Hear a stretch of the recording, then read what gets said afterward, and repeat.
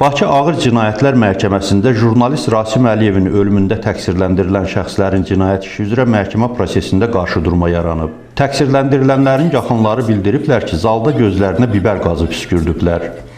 Onlar məhkəmə zalına giriş üçün insanlardan pul alındığını da deyiblər, amma konkret ad çəkməyiblər. Mən hara gedim? Hansı səfiriyə sıxınım? 5 manat yəni burada pul yığır qapıda, dilərim. Belə şey olmaz. Sonradan arvaqlarınızda qaz vurur. İstəyirəm haqqımı. Üzümə qaz vurur, haqqımı istəyirəm. Kim vurdu, kim vurdu? Polislər hamını gözünü kör elədilər, çıxartdılar bayra. Uşaqlarımızı orada dövdülər. Kim buna əsas verir sizə? Axı bu dövlətin biz vətəndaşıyım, mən valideynim. Mən evladım ötmüşəm ki, eləmədiyi cinayətə görə yatsın. Mən deyirəm onda bunu hökumət öldürtdürüb. Maraq olub da hökuməti. Qoy çıxsın, sübut eləsin. Qapıları da bağladılar, çıxartdılar bayra bizi güclə.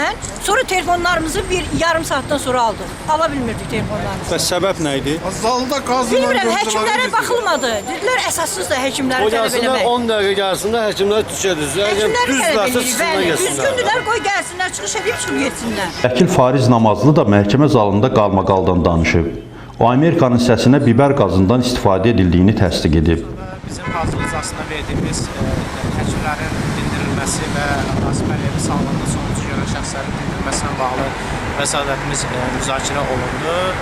Həm təqsirlənən şəxslər, həm onların müdafiəçiləri vəsatətin təmin olunmasını xahiş etdilər və göstərdilər ki, Rasim Əliyevin ölümündə məhz həkimlərin günahı var. Amma təəssüf ki, məhkəmə həmin vəsatəti təmin eləmədi və məhkəmə icrası 9 fevrala təxirə saldı və bu vəsatətin təmin olunmaması ilə bağlı təqsirlənən şəxslərin ailə üzvləri narazılıq elədilər ki, yəni həkimə ən azından dindirilməlidir, çünki onların birbaşa məsuliyyəti var Rasim Əliyevin ölümündə və buna görə də məhkəmə icrasında mübahisələr başladı və təqsirlənən şəxs nəzarətçilər təqsirlənən şəxslərin ailələrinə qarşı kobudluq edib onları çölə çıxartmaq, yəni iclas salonundan çölə çıxartmağa çalışdılar və bunu görən təqsirlənən şəxslər də şüşə kamerada səs-küy yaratdılar və nəzarətçilər onlara qarşı biber qazını işlətdi.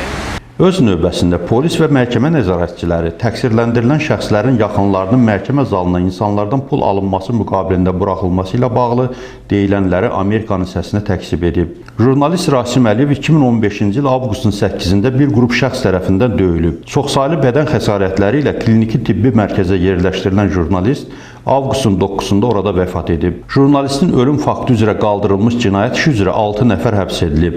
Futbolçu Cavid Hüseynovun işi sonradan ayrı icraata ayrılıb. Tapdıq Fərhadoğlu, Pərvanə Bayramova, Bakıdan Amerikanın səsi üçün.